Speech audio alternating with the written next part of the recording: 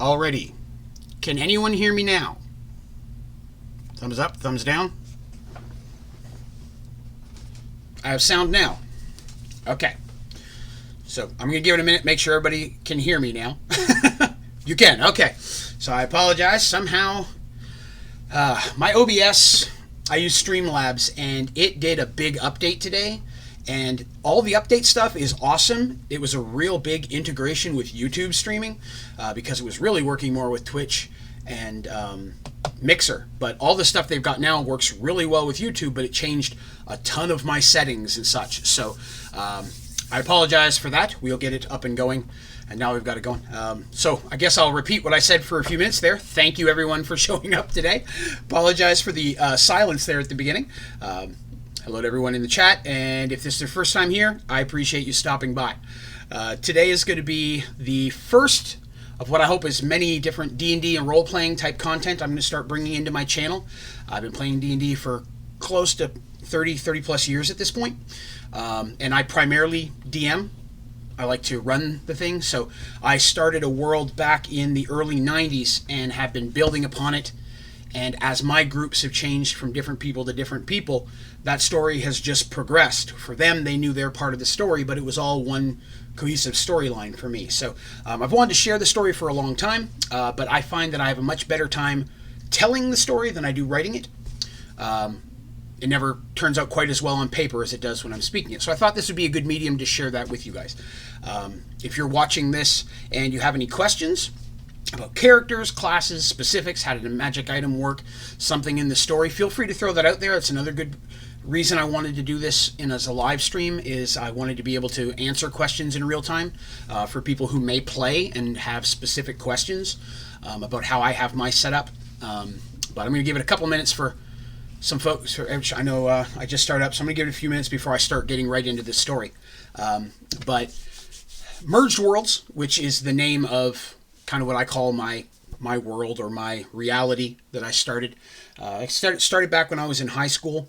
I started playing with my friend Scott, and I started running the story, and then had more friends. Friend Keith came in, and we had a group of people that started playing these original characters, and that's where I'm going to start with the story today, kind of where it all began. But the story itself spans across different groups and different generations, and even though at some point I stopped playing, I, in my head and on paper, continued writing it. So I have a lot of story. Because, again, I've been running that over 20 plus years. So I'm excited to finally get to share it with everyone. I'm going to make references to sometimes actors and actresses. A lot of times I will choose someone when I'm designing an NPC or a character. So that way when I say, hey, this is what this person looks like, it's easier for other people to kind of be on the same page with me when we're imagining things. So hopefully that'll make a little bit more sense. So if I'm referencing an actor or actress you don't know, I apologize.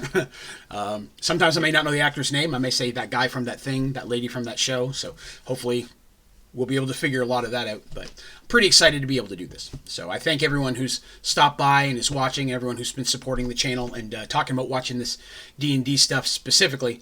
It's been something I've been wanting to do for a long time. So right off the bat, before I get started, does anyone have any questions about, I guess, how I run or D&D stuff? If you have anything, throw them in chat. I have historically always run a 2nd edition campaign. I've dabbled and stolen things from some of the later editions to kind of make my own homebrew.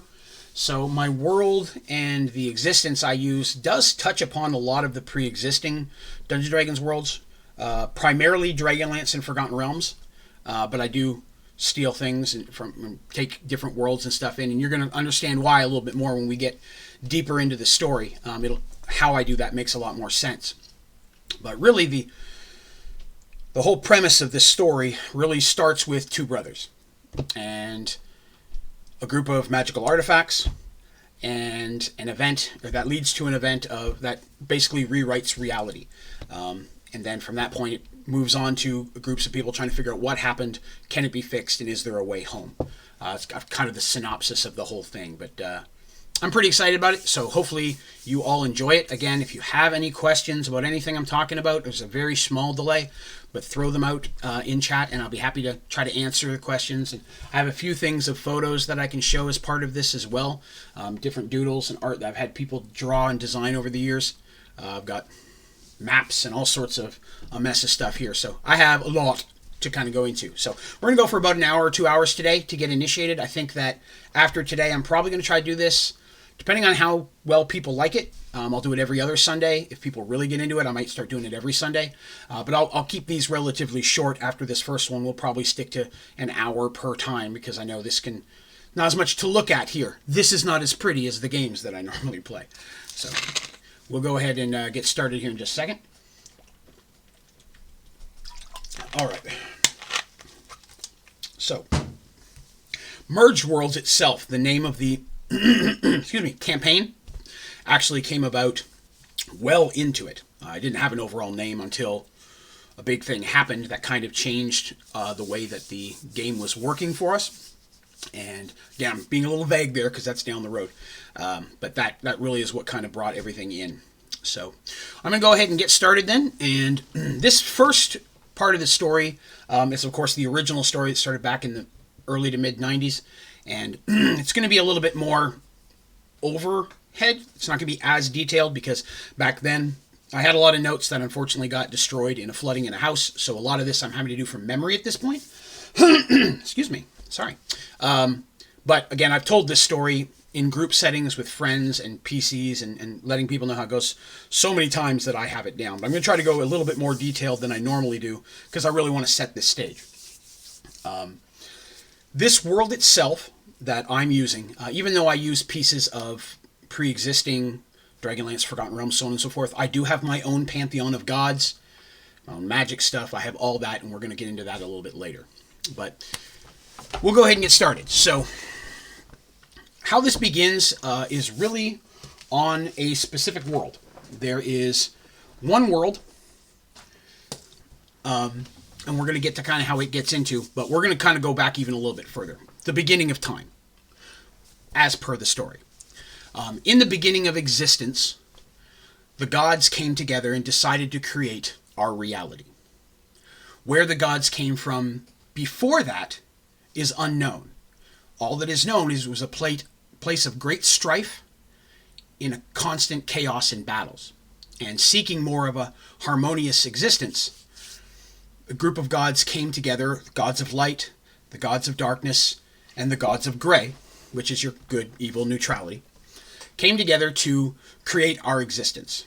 Combining their magic and their forces, they created the stars, the worlds, the suns, all of that in one basic explosion of magic. And that magic rippled outward from the center place and created the different worlds and solar systems and so on. Seeding these worlds were different races and creatures. The gods liked variety, and so different worlds had different races than others. And maybe some worlds even had different rules. The way magic worked on this world works different than the magic on this one. It was kind of like experiments for the gods. On this world, we're going to do this and see what happens. On this world, we're going to throw in some of these and see what happens. So different races were created and spread throughout the universe, but not all races are on every world. Just like some worlds have no magic. It could be a world that is basically a dead magic zone kind of thing. So these things are all spread out through existence. But one world in specific, very, very quickly, became a focus for the gods. And that one was Malinar. And it was that world of Malinar, the gods were shocked to find that even though the world was new and the races had just begun and existence just began to play out its story, if you will, on this world, there was already something there. There were a group of artifacts, of weapons and rings, group of items, that were immensely powerful and indestructible even to the gods. But the most troubling thing is the gods did not create them. The gods could not figure out how these magical artifacts came into being and why they would be on this world in specific. But they realized very quickly they could not destroy these weapons or these artifacts, and there was no place that they could effectively just hide them because of mortals' natural curiosity. The fear was that they would eventually find them. So the gods called upon the seven, and the seven were a group of demigods that served the gods. They were the watchers, if you will. Demigods that were given missions and jobs and oversaw things throughout the universe for the gods. And the demigods themselves could influence, could affect, but could not directly intervene in specific moral. They were watchers, but they could, pop in, talk to people, hey, go do this. They could give orders, missions, so on and so forth, but they couldn't really drastically, physically affect the world. That was against their design, what they were created for. And the demigods, of course, came into this reality with the gods as well, which, of course, has led many to suspect what other types of races of beings could be from where the gods came from. Were they gods there? Were they just minions who escaped more powerful gods? No one knows, because the time before time, the gods do not speak of. So they called the seven, and then they called one of the seven specifically, whose name is Zoltan. I apologize. Some of the names in the early world could be a little bit corny, because I was younger and learning how to do this. But Zoltan's important, so we're going to use him. So Zoltan was of the seven, and they gave him a specific role. While you still have things to do, unlike many of the other demigods who are around the universe working on different worlds and such, and dealing with different godly duties, his primary goal was to protect and keep these magical weapons and artifacts away from the hands of mortals, because the gods realized they were just too powerful and did not need to be in the hands of those who could abuse them. While the gods did not fear the weapons or the artifacts themselves, they did fear what they were capable of doing. So Zoltan took this, and deep within the world of Malinar himself, he created basically a cavern, a globe-like room, and in there he kept the magical artifacts deep within the world, far from any mortal creature eyes, and he shielded it with his own magic, which, being a demigod, is still quite potent, but of course not the level of the gods themselves. He couldn't create reality, but he can create quite effective things, and we'll see more on that later in the story.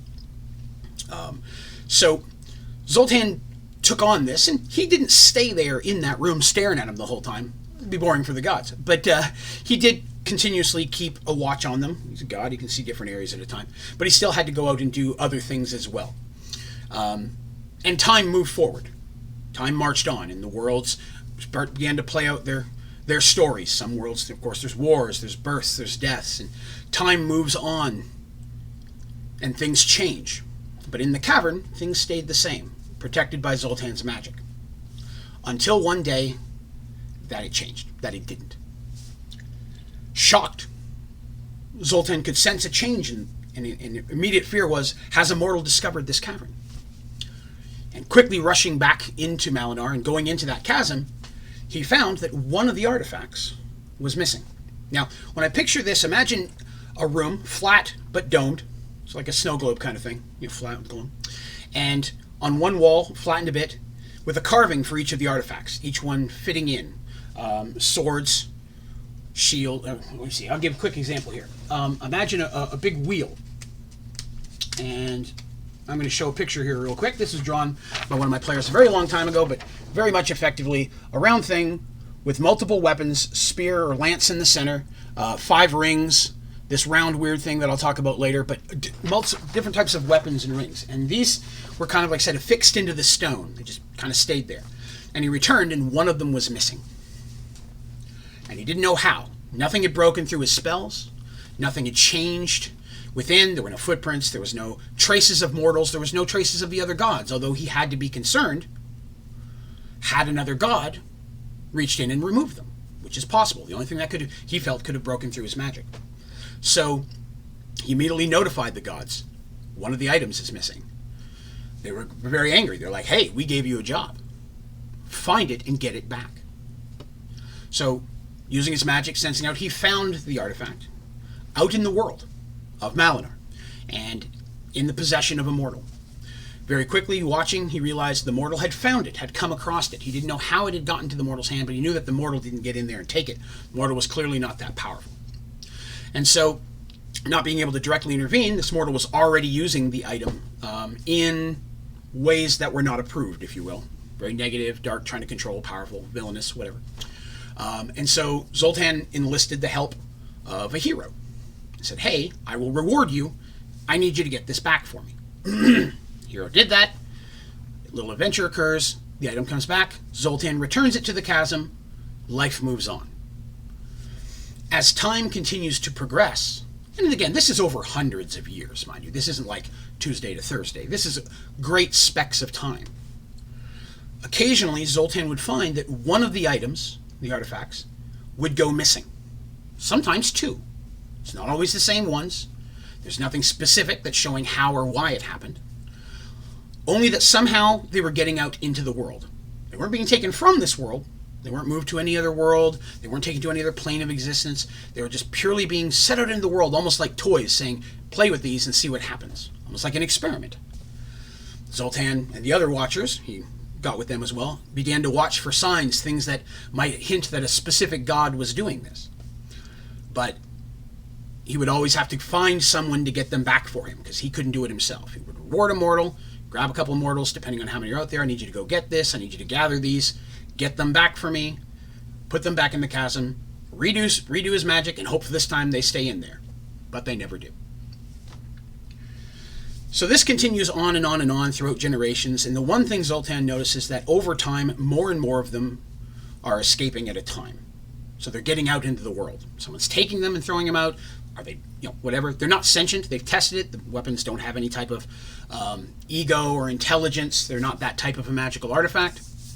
But they are somehow getting out into the world. And it's becoming a pain in his butt, to be honest. He's like, listen, I'm having to dedicate more and more time to this. I can't be here all the time. But I've got to find a way to stop this. And that's where we get to almost the heart of where our story really begins. And that's kind of the history of existence and how it came up there. Before I move forward, I will ask, does anyone have any questions about any of that slop I just threw at you? While I take a drink.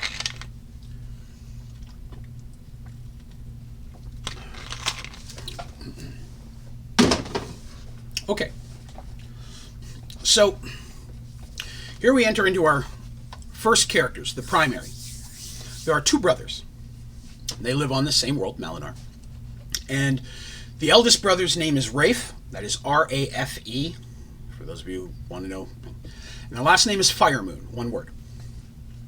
And his younger brother, a year younger than him, his name is Nyleat, N-I-L-A-T. So Rafe and Nyleat Firemoon, two brothers, son of a woodsman. They live in the very north of one of the continents on Malinar. Their mother died soon after Nyleat was born, so their father raised them. And they lived in just a small village that really gathered lumber and wood and furs and things like that. There was not primitive by any means, but country folk living out there. But even with that, they served in the militia because their father did as well. So they were both raised to know how to use weapons, and found that both of them had a very natural affinity for it. So even at a young age, they very quickly gained ranks in the local militia and such, and became very dependable for the defense. Occasionally an ogre comes out of the woods, you got some bugbears attack, whatever the case may be. They were always the first ones there to kind of take care of that. Rafe himself was a very natural fighter. Just warrior type, for those of you who play D&D, straight fighter class. Okay. He was a sword and shield user. That was his primary weapon set, although he was versatile in multiple different weapons. Nyleat, not quite as large as him, was more of a, if you would say, fighter thief in class. Well, not a rogue or thief and stealing stuff. He had the dexterity and the things of that nature. Liking to use two shorter swords or daggers was kind of his primary choice weapons. But both of them very affinity, although Nyleat was very easily to be the scout or the sneaky one, if you will. And they grew up with their father, lived in this town. Now, if you're wondering, just to get a mental picture of what these folks look like, Rafe Firemoon, I use Thomas Jane, early Thomas Jane. That's kind of how I picture him. He's just muscular, he has a bit of longer hair, but he's, decent looking dude. And then Nyleat is like a younger Christian Bale. So he's got darker hair, whereas Rafe has a brownish hair like their mother had. Nyleat has a dark hair like their father. And again, this is pre-Batman, so he's way before he's jacked. This is when he was thinner, younger, probably late teens, early 20s. I'd say even a little bit more closer to Equilibrium maybe a little bit before that if you're looking for an example. But these two were the brothers, and they're our main characters of the story. Living there with their father, they always wanted to, do more. They always felt like drawn towards adventure, kind of why they got into the militia and the things that they did. But of course, taking care of their father who was aging, and living in that town, taking care of their townsfolk, that was kind of took care of that. Kind of dampened those feelings, so they had a bit of a wanderlust, but they didn't really feel the need to go. Unfortunately, one day in the woods there was an accident. While several of the woodsmen were cutting down woods, something broke, a tree fell, and unfortunately their father was killed.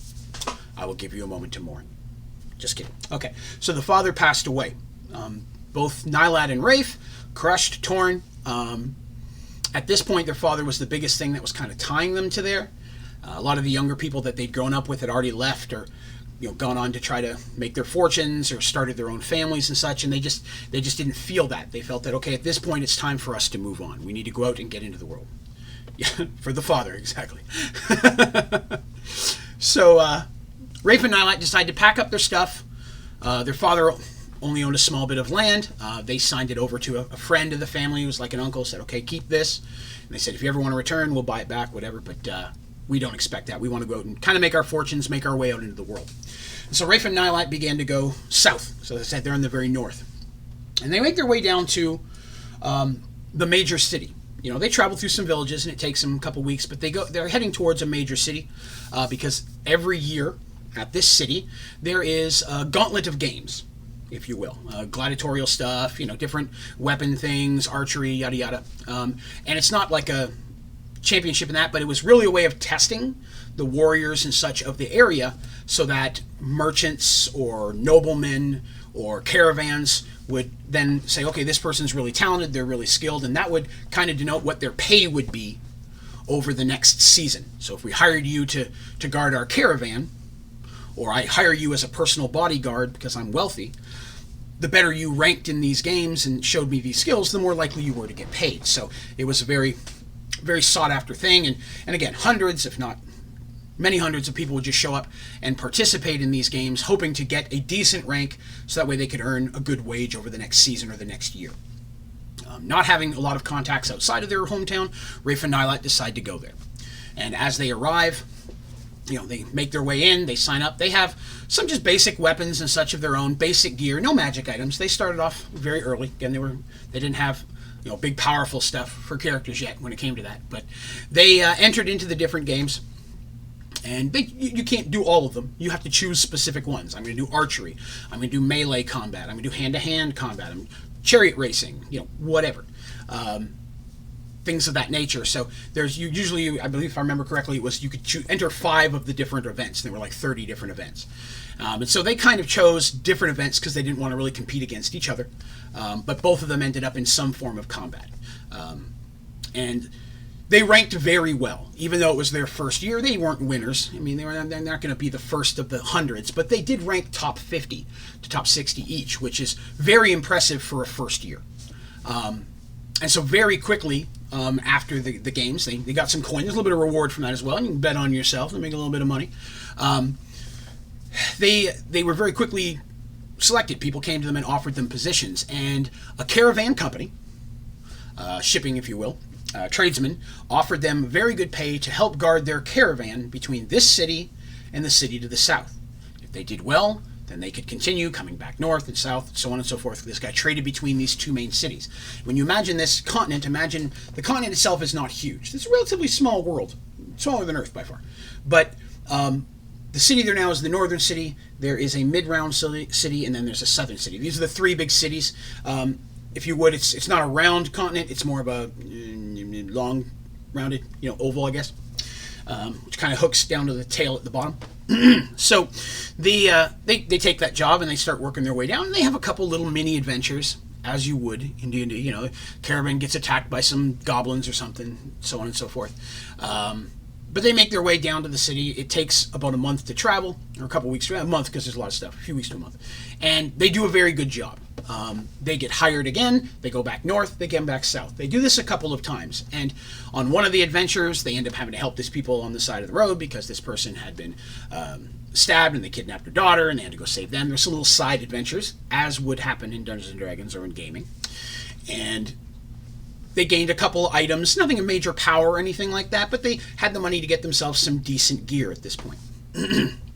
So after they returned north and then south for the next time, they decided that while they were making decent money, this isn't really what they wanted to do for their whole life, just constantly traveling back and forth and protecting the caravan. So they decided to end their contract or not renew their contract. And no hard feelings. They were always offered to come back.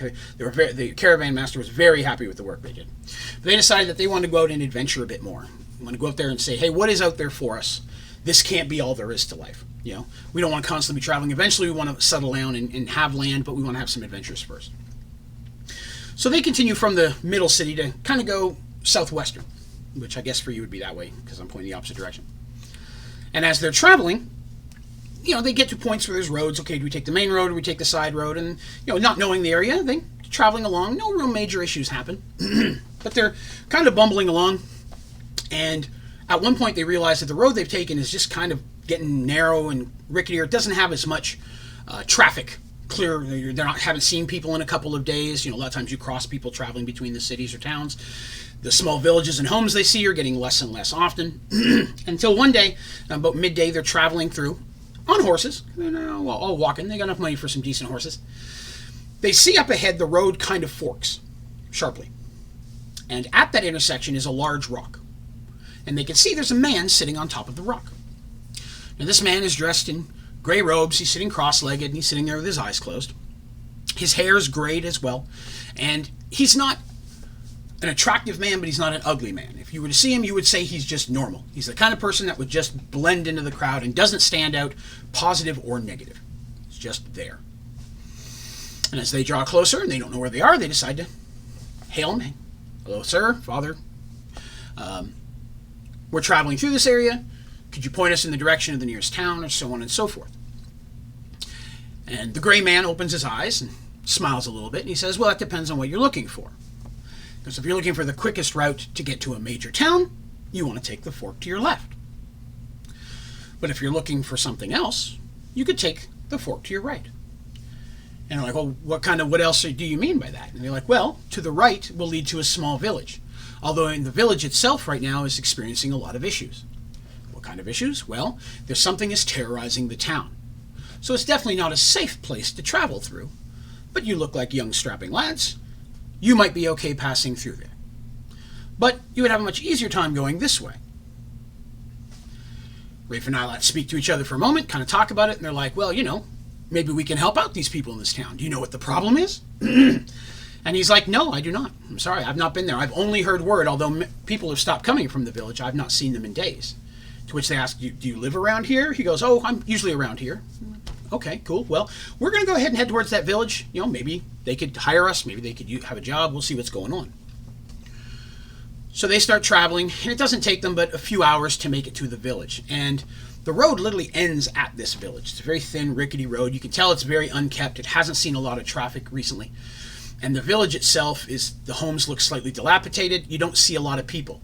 And as soon as they start making their way into town, they're seeing them. The few people they see are very quickly rushing off the streets as if they're frightened of them. Rafe and Nyleat have never seen this type of thing. Clearly, they're warriors, and they have their gear and weapons and such, but there's just two of them. There's enough people that they have seen that, if they did try something, they could very easily be overwhelmed. So, they can't be afraid of us. Maybe they think we're part of a bigger force or something. So let's try to make our intentions known. So they find the town inn or tavern, which itself very worn down, and they make their way in, and the man inside who runs the place, you can see there are only a couple patrons in the corner, and everybody's kind of keeping to themselves. The gentleman says, nervously, greeting stranger, we haven't seen anyone come through here in a very long time. There's not a lot of people come this way. What brings you through? And they said, well, we were traveling up the road. A gentleman said your town was experiencing some problems, so we thought we would come and see what's going on. See if we could offer our services to help. We're, kind of sword for hires, and we've had a long experience. We're this rank and this so on and so forth, because that ranking stuff is known throughout that continent. That's important thing. You have a badge that shows your rank. They're like, okay, well, you're clearly capable. Maybe you could help us. Something is here. And they're like, okay, well, what do you mean by something is here? They're like, we don't know. Something is in the village, and people are acting differently. Some people are disappearing, and then they come back, but they're not acting the way they did before. At night, odd sounds are heard. They almost sound like animals of no kind can we ever figure out what they are. There's screeching or squealing and noises, but we can't figure with weapons. Most of our crops have started to die. Farm animals are found destroyed. I mean, literally destroyed, shredded, ripped apart, teeth and claw marks kind of thing, but of no animal that they can figure out. And at first they said, well, we need some help. So the militia, or their town militia, started going out, and they never came back. So like, okay, we need some help from the major city. They sent out young people, hey, go on up here, travel a few weeks, see if you can hire some people. A few days later, the people would come back almost insane. Like they just said they couldn't, no matter where they went, it was following them. No matter where they went, it just kept turning them around, and no matter where they went, they just kept finding themselves coming back towards the village. Rafe and Nyleat are very concerned. They're like, well, clearly this is, not just a couple brigands in the area. It's not just some goblins. It's got to be something more powerful. So we're going to see what we can do to help you out.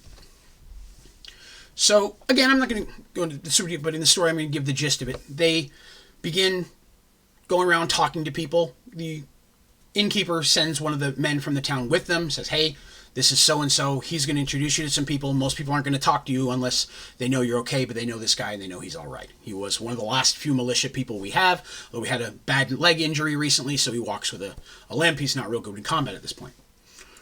So they go around, start interviewing people, and the story is much the same. We hear the strange noises. Sometimes there's scratching on the outside of our homes. We find damage to our property, but nothing ever comes inside. Sometimes our neighbors will disappear. We won't see them for days. Are they in their home? Are they not? Are they gone? But then when they are back, they act differently. They act strange. How? They're very aloof. When you do see them, they seem to be staring at you. Like looking right through you with, like, I guess you'd say evil intent, but they never do anything. Those same people don't seem to be keeping up their homes and such as well. And they're like, okay. So they're investigating and looking for clues, and they go out and they see some of the destroyed animals, and they see all the different stuff, and clearly the claw marks and such that they find are large. I mean, they're not just a small animal. It's not even, like a small cat or anything. It's going to be bigger than that. Being woodsmen and living in the north and being part of their militia, they had to deal with things like that, wild animals that sometimes would attack crops. So they have some understanding of what those type of things. They're not professional tracker. Nyleat's a little bit better at that, but even still, what few prints they find appear almost like cat prints that are too big for cats. They're almost like a cat print, but a foot. So over a couple of days, they're staying at the inn and they're investigating things, and nothing really seems to happen until the second night they're sleeping. They hear noises. Now, they figured at night that's when things happen. They got their weapons ready. They grab their stuff. They're ready to go. Rushing downstairs and out the door, they hear the sounds, and it sounds like more than one, but not like an army, but one or two types of creatures howling from a home down the end of the street. Everyone, of course, is cowering inside their house. No one's willing to come out. So Rafe and Nyleat rushing down there. As they're rushing by the stables, they see one of their horses has just been ripped apart. The other one freaking out in his stall, because there's not a big barn here. It's just like a stall you'd put them in and such. And it's summer, so they're not cold or anything. They're well kept. They got hay and such. But one of them has just been completely obliterated. Just pieces strewn across the road. It was Nyleat's horse, so Nyleat's just furious because he liked his horse.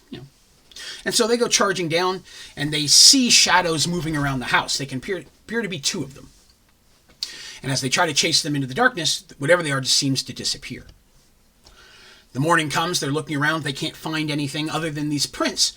But clearly what they did, chasing them off, there were scratch marks on the walls and such, and it's like they interrupted something. Because the windows appear to be loose, like they were trying to take the boards off, because they have those shutters on their windows, so it's like they were trying to be loosened. And the people said that lived in there are not there. There's nobody in the house. Why would they be trying to get in? But because they chased them off, they actually found some tracks this time, and they traced them. And they're doing their best to follow them, and then they disappear and reappear. They're following them into the woods to the north of the village, and they come across what appears to be a small ravine. And then looking down the ravine, they can see blood marks in puddles and pools down at the bottom. They're like, well, whatever it is has got to be down there. We got to go find this because we can't let this thing happen. And Nyleat's still pretty irritated about his horse. And so they make their way down the ravine. There's a very thin walkway, and they get to the bottom. And near the bottom, there's a river. But the smell of death is very strong down here. There's skeletons and chewed up meat and such. And the town folks have said no one had come up into the woods in a long time because of all this stuff going on. People did not leave the town very far at all. And they get down there and they find a small cave. And when they go inside, they got their weapons out and torches and such. They're looking, and the smell's just really bad, like just death and rotten meat. And they make their way inside, and they find bodies. And in different states of decay. And the biggest issue that they come across is that the bodies are like shredded, eaten. Some appear to have been tortured, but they're very locked up, chained up and such. And many of them seem to, they've been tortured. Some have been destroyed. Some clearly just passed away over time. They weren't kept. They weren't fed.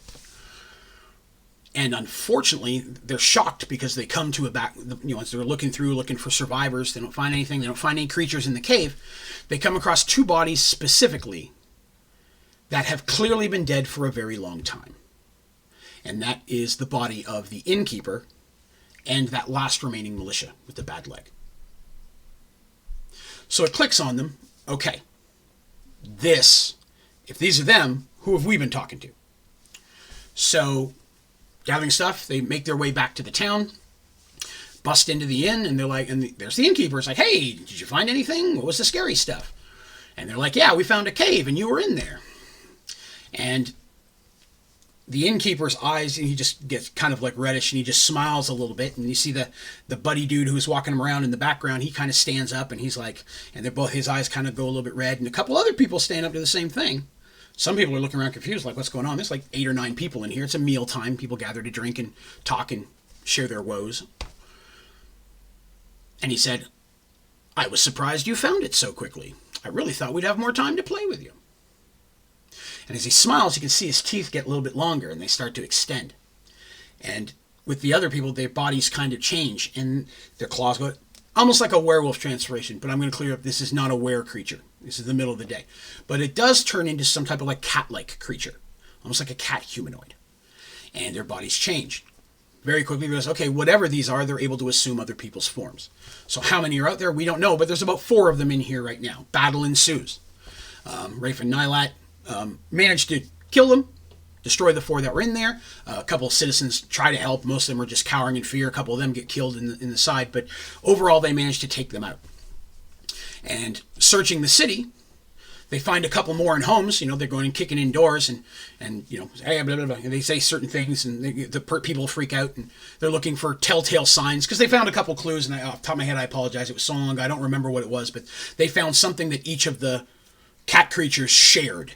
There was something, I don't know if it was a mark or if it was something that they wore, but there was something about them that if they saw that thing, they knew that this was one of them. So they go around and they end up exterminating. There was about 8 of them in the city. And they go around to the homes, the farmsteads out and around, and they find no more, although they do find that a lot of the homes have been empty. People have either been fled or they were killed. But they managed to basically clear the town. Yay, heroes.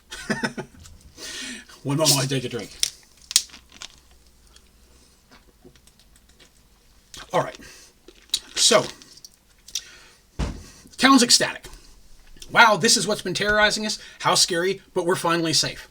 We're all going to probably pack up and get the hell out of here because, there's not many of us left, and who knows if there's more of them out there. We have to get out of here. We have to get to the town. Is there any way you could escort us at least to the road? We'll pay you. And they're like, you don't have to pay us. In this situation, we were just happy to help. We're cool. We're going to take one of these old horses over here because Nyleat doesn't have a horse now. But other than that, we're going to help you gather up your stuff. And over the next few days, people gather what few belongings they have. And they decide to escort them back up the main road, which they do. So they get to that main road, that fork again, and the people say that they're going to go north because it's closer north than it is to the very, very south city. But sitting on that rock is the gray man. He's still sitting there in the same position. It's been 4 or 5 days by this point. But it's like he never moved.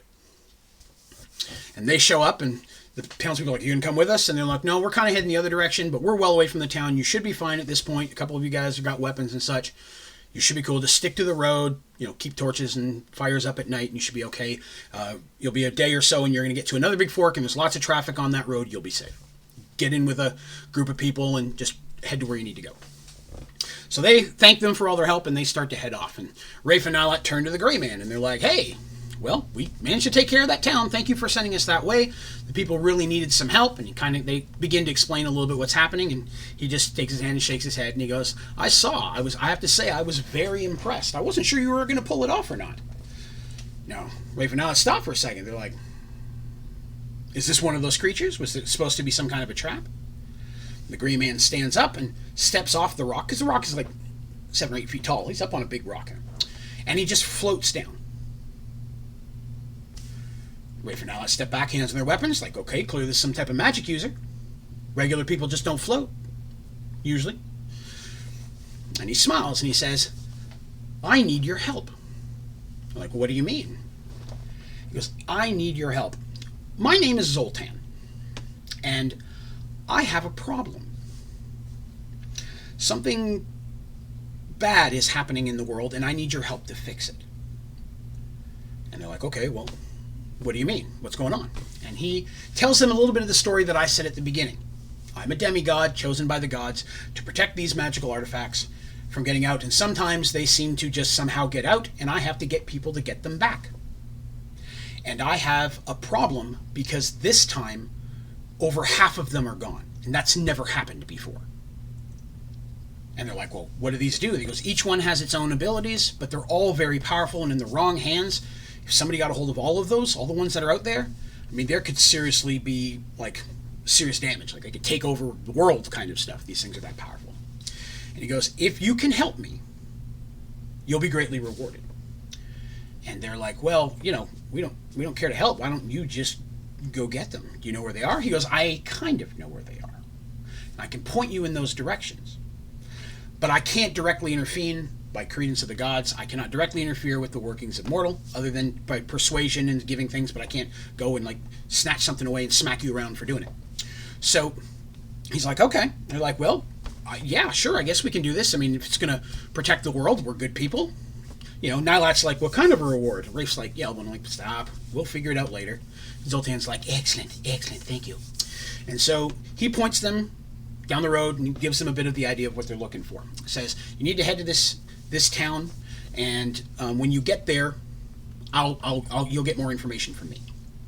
So they travel south, and they begin this quest to go find these items. Now, each item itself is its own mini story. I'm not going to go into each one of those because, to be honest with you, I forget which ones some of them mixed together because it was over 25 years ago.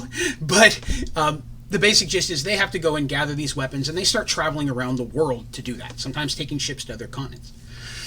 Through their travels, they end up gaining allies. And these allies are important. The first ally they meet is a minotaur. I like minotaurs. You're going to see minotaurs in my stories quite often. Now, for the record, my minotaurs have feet. There are two different types of minotaurs in the D&D argument or the fantasy setting, and that's the kind with hooves, with the knees that are kind of bent, or they're the kind with feet. My minotaurs have feet. I prefer feet on minotaurs. So just throwing that out there. My minotaurs have footsies, or sandals and boots and shoes. So they find him, and his name is Tabork, and his last name is, because let me grab it here, because I mix them up sometimes, Stonecrusher. So Tabork Stonecrusher, big dude. He is, I believe if we're correct, he's like a brownish black mix. But he was basically captured by these people who were like slave traders, and they end up intervening and breaking them out and saving him from that. And they're like, he's like, I owe you a life debt. He has a much deeper voice. I owe you a life debt. You've saved me. I will help you on your quest. Once your quest is over, then I feel I can go. If you ever saw Robin Hood, Prince of Thieves with Kevin Costner, it's very much the Azim thing. You've done a thing for me. I now have to do a thing for you. Once we've completed this, my life debt is good. I can then go live my life. But on my family's honor, I have to square away the debt.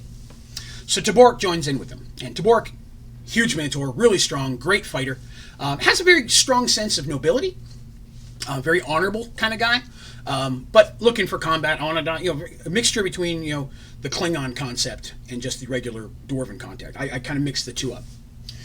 They also join up with a Kender. Now, if you don't know what a Kender is, you probably haven't read or done a lot of Dungeons and Dragons. Kender can be a lot of fun and can be irritating as hell. So, Kender are very short. Imagine a very short elf with long hair, right? Kender are immune to fear. They're also incredibly good thieves, pickpocketing, stealing stuff. The type of thieves that they steal your stuff, they don't even realize they've done it. Very curious. Because they're immune to fear, they don't live very long because they do a lot of stupid things. But they run into a Kender named Thickaway Tricklebush, because they have funny names. Thickaway joins in the party. He's half the time as much of a hindrance as he is a friend, but he is a very good rogue, and he has a lot of the tracking skills. He's very sneaky, so when it comes time to sneak into things to try to get these weapons back, Thickaway is really, really handy to have around, whenever he's not accidentally stealing the party's stuff. They also join up with a half-elven wizard, and his name, let me grab it, is Davin Windfellow. He is a mage, and he wears green robes. That's because he primarily does nature magic. So not clerically, he's not a druid, but he uses more of a nature-style magic. And then they come up with they find another human rogue, and his name is Smalzius Early. Clearly that's not his real name, but he's short. You would think that he's a Kender, but he's really human. He's just a really little dude. But he is just the bomb with knives. That's what he does. Throwing knives, swinging knives, knife fighting. He's very, very, very good with daggers. Almost unnaturally so. And then the last member of the group is Rohan Flameshammer, who is a Dwarven cleric. Now, he's a cleric of Thorin. So, real quick, we're going to give you a step on there. So Thorin is the god of the mountains. So he's the Dwarven god. A lot of earth magic, elemental stuff, rock, fire, things of that nature. But he's one of the neutral gods, and he's kind of the official Dwarven god of my reality. Although sometimes dwarves will worship the other gods. There's the goddess of light, the god of darkness, so on and so forth. So they join up with them, and they kind of become a little squad, and they start traveling around the world to find these items. And the first one they come across is a sword. And the sword itself doesn't hurt, it heals. It's a sword that literally does insane healing. Although it hurts to use it. It hurts the user. So if I'm healing myself with it, it's more painful than the wound. If I'm using on someone else, it takes away their pain, but as the user, I feel it. But it doesn't like leech away your life or anything, but it's a very powerful thing that heals people. It does not hurt them. So if I was to stab you with it and pull it out, it would hurt me because it's healing you as it's doing the damage. So that was the first one they get a hold of. This lord of a kingdom had it, and he was using it to literally like torture people. Like he'd hurt them, then heal them, hurt them, and heal them. Just a real sadist kind of guy. They basically free the kingdom, kill him, get the sword back. They find an axe. Or no, the next one, I'm sorry, was a hammer. This hammer is really cool because you can throw it. It's like a small war hammer, but if you throw it, it comes back to you. So kind of Thor-like, but I didn't base it on Thor. I mean, it doesn't zip all over the place and fly, but it will come back to you when you throw it. As long as there's nothing impeding you. If I throw you and someone closes the door, it's going to hit the door. It may smash the door, but it's not going to go through items. So they start picking up some of these things. They find a ring that lets them basically control flames, kind of thing. Different items as they're traveling along. And their adventures last for several years. They finally manage to go across. They go to a continent that's basically all elves, doesn't trust anybody. They make friends relatively with them by helping the elves fight an evil dragon. They fight out the dragon with the elves, save them. The elves give them the artifact that they'd gotten a hold of. They go to the Dwarven kingdom. The dwarves have a lance. The lance is incredibly sharp, and it's got its own abilities we'll get into later. But they gather up these weapons and artifacts. And even though they're injured and hurt, everybody survives. And they manage to gather them all up. And per Zoltan's request, he tells them to come back to that rock when they've got them. So after all their traveling, the group of friends and heroes show up at this rock. And there he is, sitting on top, Zoltan, just chilling like he always is. The gray man hops down, and he just smiles, and he takes the weapons and the artifacts from him, and he's like, I can't tell you how pleased I am with how well you did today. Or over the past year or two. It's been a long time coming. Not only did you succeed where many would have failed, you've gathered up all these items, and you didn't use them for your own gain. You could have just kept them and taken them and taken over the world, at which you got them all kind of thing. But instead, you brought them back, and that shows a level of nobility, shows me that my trust in you was good.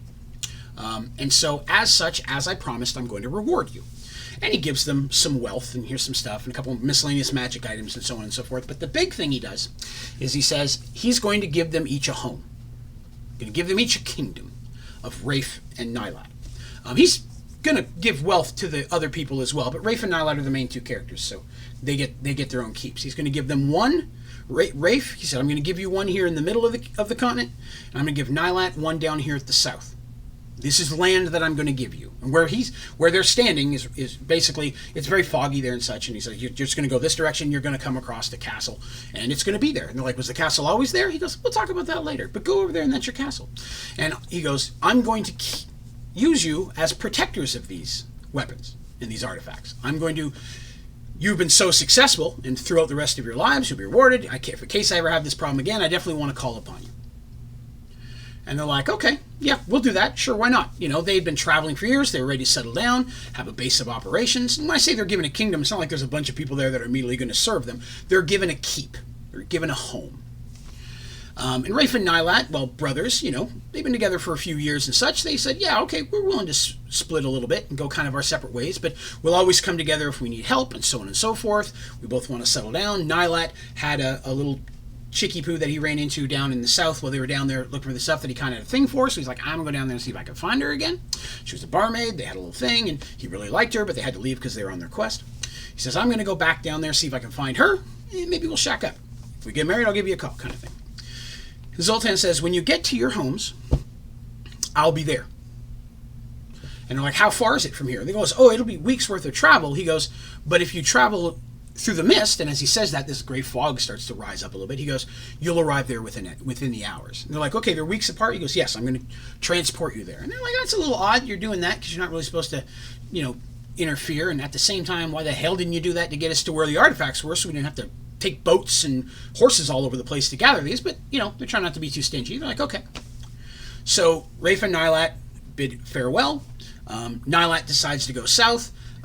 Tabork, who's still with him, says that he's going to come with Rafe. He and Rafe have become very good friends. He kind of looks up to Rafe, even though Tabork is actually a little bit older. He's like, my family lost their honor because my father was convicted of a crime. That's a cool thing about Tabork I didn't mention earlier. He goes, and through you, I believe I have had the ability to regain the honor, and I think that staying with you will only allow me more opportunities to do that because you're just a really good guy. The two rogues, Smalzius and Thickaway, who surprisingly, Thickaway survived. They didn't kill him, although they were tempted. Decide to go out and just do some adventuring. And they say, we'll meet up with you guys occasionally. The mage also says he's going to go and touch base with some mages in one city. But the dwarven cleric says, I'm going to go with Nyleat as well, help him get settled, then I'll maybe come up and visit you in the North Rafe. So the groups kind of split off and they get to their new homes. And when they arrive in their new homes, in the kingdoms, of course, Rafe gets to his first. Nyleat at this point kind of becomes a secondary character. It becomes more about Rafe at this point. So Nyleat's going to kind of fade out for just a little bit, but he'll be back. Because for the record, when we were playing this game, Rafe was my friend's character. Tabork was someone's character. But Nyleat was a character I was running primarily as an NPC. So he was part of the group, but Rafe did a lot of the heavy lifting. Nyleat was there in the beginning because it was just the two of us playing. And as more friends joined up and we had a bigger group, Nyleat kind of stepped back and Rafe and that group took on. So Nyleat goes down to his, Rafe goes to his.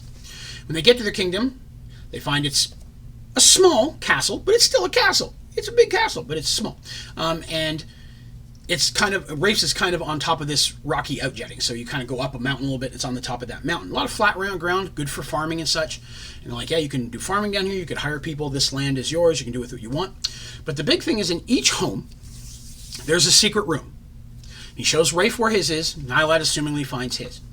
When you go in this secret passageway, it leads you down deep inside the rock, inside the outcropping itself, to a small room that very much looks like a mini version of the chamber that the artifacts are kept in.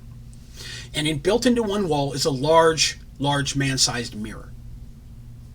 Once per month, Rafe and Nyleat can come to this mirror, and they can communicate through it. They can see each other, they can talk, give updates of what's happening. How's your life? How's my life? What's happening with that? And it allows them to communicate. If one has a problem, cool, we can go down there. Now, the big thing is that once with the Gray Man's permission, every so often, he can open it as a portal, allowing them to actually get to each other. The downside is, if you go through the portal to go one direction, you can't go through that portal to come back. So if Rafe was to go through to Nyleat's house, he'd have to come traveling several weeks, if not a month, to get back to his house the other direction. Kind of the way it rules, the way the mirrors work. And they become important a little bit later, but they've got this, and this is cool. So brothers kind of figure out a time, once per month, they meet, they talk, how are things going there? Are there any problems? Do we need to get together? So Rafe and Tabork settle down. Eventually Smalzius, Thickaway, their dwarven cleric, and the mage, all of them kind of come back up and take residence up with Rafe in his kingdom. And people start to come towards this. They're like, okay, we've heard of you. You've done these heroic deeds. You've done this great thing. You saved that village. You helped protect this kingdom. You killed that bad dude who was torturing people. And people start coming to that because here's someone who has a lot of land. He can protect us. And Rafe begins to see a small town, if not village, begin at the base of his home, at his mountain. They start, we'd like to have farms. We will pay taxes. Can we have some of your land? Yada, yada. And slowly a town starts to build, and Rafe literally becomes a liege lord of this area. And he protects them, and he's very fair, but he takes a couple people in himself. There's a brother and sister named Michael and Michelle. And Michael and Michelle move in, and they're kind of made the stewards. Michael handles the upkeep of the home. He takes care of the things. Michelle cooks, and so on and so forth. Their parents passed away for whatever, and they were just looking for someone to... They worked for a lord at some point, but bad things happened, so they come in there. So they're living there, and over the next few years, occasionally issues arise. A war over here, a bad guy over here. Rafe and Nyleat get together with their posse, and they go down there and they help save the world. They become quite well known. These actions cause more and more people. Nyleat has the same situation. A city starts to build around his kingdom as well. He's known as the noble lord of the south, and Rafe is the noble lord of the north, even though he's really more in the middle of the continent. It's important, but later. So, I guess I should take a drink because my throat's getting sore. I apologize that I'm going nonstop and I'm not asking any questions. I see that there's a decent amount of people watching. Again, if you have any questions about anything I'm talking about, you want some specifics about a character, what they look like or anything, please feel free to throw that into the chat. I'm happy to answer any questions you have. Okay. So, as this happens, and Rafe and Nyleat are living their best lives, and Nyleat, he never could find that girl, and he's had some flings and such, but he never really settles down. Rafe starts to realize he has feelings for Michelle, the young lady that kind of works for him and runs his keep when they're out adventuring and stuff. And over time, they decide, there's mutual feelings. They become engaged. Okay? So Rafe and Michelle have become engaged. And Michael and Michelle's last name is Lardon. It's French, don't judge me. But it's Michael Lardon and Michelle Lardon. And Rafe and Michelle become engaged. And that's pretty cool. There's going to be a big wedding, so on and so forth. But it's going to be a year out. They want to plan it big. They're going to do a bunch of stuff. And very soon after they become engaged, they're made aware of a situation, an issue. And this isn't the Gray Man. They haven't seen Zoltan in several years at this point. He hasn't needed them for anything, so they've just kind of put him in the back of their mind. They just talk, so on and so forth. And when Rafe and Nyleat do need to party up, they usually just travel and meet somewhere. They don't go through the mirrors because, they know they can, basically, it's like a spell thing. You can tap this crystal on the mirror and it will summon the Gray Man, but they kind of save that only for emergencies. But they learn that over near the coast in this mountain range, to the east, a little bit southeast of where Rafe lives, that there's been earthquakes happening. And their mage is doing some research, talks to the mage towers, and they realize that there's a dragon. It's actually an elder worm, which is a very, very powerful dragon. If you know anything about fantasy, over time, they start to lose their legs. They become snake-like. That's where you get your more Chinese and Japanese-style dragons. So something like that. But this elder dragon, which has been asleep for thousands of years, has awoken. And for some reason is irritated, and everybody's afraid that it's already like destroying things just from its rumbling and casting its spells. It hasn't physically attacked anyone, but it definitely has used magic and stuff to destroy homes and kill people and all sorts of stuff. So Rafe and Nyleat are like, well, we got to do it. They gather the team, and they start making their way towards the mountain range. Now, as I mentioned before, Nyleat is a fighter rogue. Throughout their adventures, there's been a couple of times when they've come across magic stuff that he's been interested in a little bit. And so he was more into the magic items and such, and he tried to have the mage teach him some spells, but he learned he didn't really have an affinity for it. And whenever he tried, really peculiar stuff would happen. So he's like, cast this most simple of spell, and instead something really off the wall would happen. So he's always been intrigued by magic, and he's like, okay, but he just turned out he didn't have any affinity for it. But a couple of times when they've been dealing with wizards and such, he's like, oh, cool, a spell book. And he's kind of taken that as part of his rewards, and he's hung on to it. Because he always hoped that maybe one day he could learn a couple spells to be able to protect them and fight, because he always kind of thought that was cool. And they know that, supposedly, mythically, this Elder Worm has a massive treasure. And he's like, hey, I bet there's some magical artifacts in there, maybe some magic items. I can get some more stuff. And Rafe is like, and there's lots of treasure, which is cool, because, yeah, he's still a dude. He's got a kingdom to run now. But more importantly, we can save the world, and if there's a treasure, cool, we'll worry about that. So they make their way to this mountains, and they go down into this caving system, and it's, imagine, if you will, like a giant sponge, just tunnels of different sizes and things. And they're down in there, and very quickly they realize they bit off a little bit more than they can chew. The dragon itself is blind, just from age.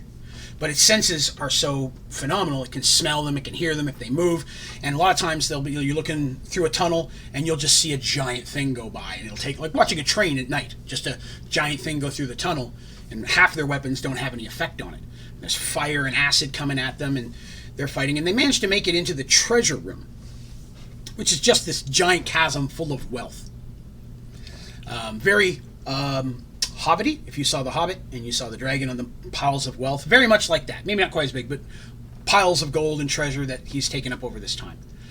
And as they're fighting, and they're trying to survive, the dragon's in there, and the mage gets very seriously injured because dragons aren't stupid. They smack the mage around very quickly to take the magic out of the picture.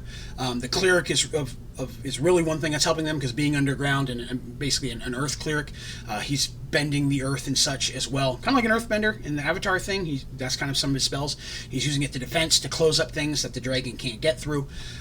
So things of that nature. And while they're fighting, they get separated at one point, and Nyleat falls and rolls down a thing of coins, and as he lands, his hand rests on something. And he just immediately, his hand feels very, very cold. And he hears a voice in his head. And he sees that it's a red gauntlet with a long sword-like spike off the end. So if you put it on, it'd be just like a long sword blade off this gauntlet. And it looks like blood red, and it's got rubies on it that are very dark-looking, and this black, some type of black metal etching, so it looks like dragon scales on it. And it speaks to him and goes, "You are never going to survive this battle. The worm will kill you all, unless you let me help you." He's like, "What do you mean by that?" He's like, "I am powerful, wield me, and we can defeat the dragon. I've been trapped in this cave for generations. I desire to be out in the world again. I can save your brother and your friends." Now, thinks about it, says, I don't know, talking sword hand, I'm not sure if I trust that, but at that time, Smalzius takes a very serious wound from the dragon. You can see his arm and his shoulders all boiled up, and his armor's missing where acid had hit him. And Nyleat, at this point, realizes, we're getting messed up here. I'm going to have to do something. He agrees, and he puts on the gauntlet. Well, when he does that, the gauntlet almost like combines with his arm, and he just feels angry and dark. But he also feels, I need to save these people. I need to kill that dragon. He's very angry at the dragon, more so than he was before. It's just a directed fury. And so, running into battle, Rafe comes down to Rafe and Tabork, and Rafe and Tabork are trying to hold it off, and Nyleat manages to stab with the sword gauntlet, and it just cuts through the dragon like he's soft butter. Knife through butter, I know. Classic. But it just cuts through, and the dragon rears back in incredible pain, and he can sense what hit him. And he says, "You don't know what you've done," and he basically comes down to try to just like all or nothing destroy them, and spits acid and flame at the same time. And the gauntlet literally just like a shield deflects it off of him. And the battle ensues, and using that blade, they manage to kill the Elder Worm. Anticlimactic, I know, but you don't want to talk about who rolled what in the actual dice thing. But they managed to kill the Elder Worm. Now the problem with, once the worm is gone, Nyleat's anger starts to focus on other things, the people around him. And he has the desire to then start hurting his brother and his friends. And the gauntlet itself is allowing him to almost use abilities itself. It's like gets hot like flame, and he's swiping flame and such. And it's the classic cheesy moment of, you gotta give it up, you gotta fight the power, and all that kind of stuff. We had one of those moments. I was younger when I wrote that part. But it was the thing where it's, they basically talk, in Nyleat fighting back against the thing manages to separate from it. But he realized the thing was trying to take him over. And at that point they're like, okay, this can't be out in the world, so we need to lock this up somewhere, because this is not good. But we definitely don't want it near Nyleat, because he's already been clinged to it once, and Nyleat has that kind of the One Ring feeling, like I really want to be back with it, even when I'm not with it. So Rafe's like, I'm going to take it and I'm going to hide it somewhere.